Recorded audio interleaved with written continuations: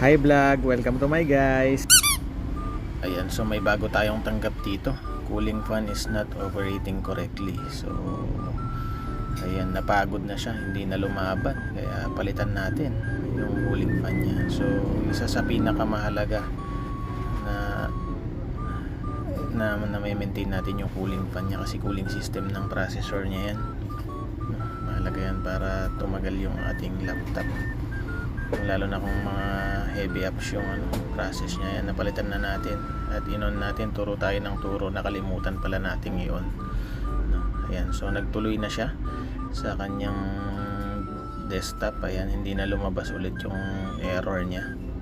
So pakita natin yung pinalit natin, kung anong pinagkaiba niya dun sa dati. Ayan, so may free wheel na siya.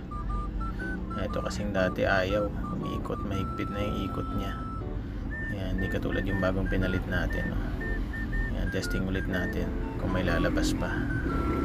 Ayan, so wala na talagang lumabas. Okay na siya. Sa mga gustong magpagawa, PM lang po. Maraming salamat.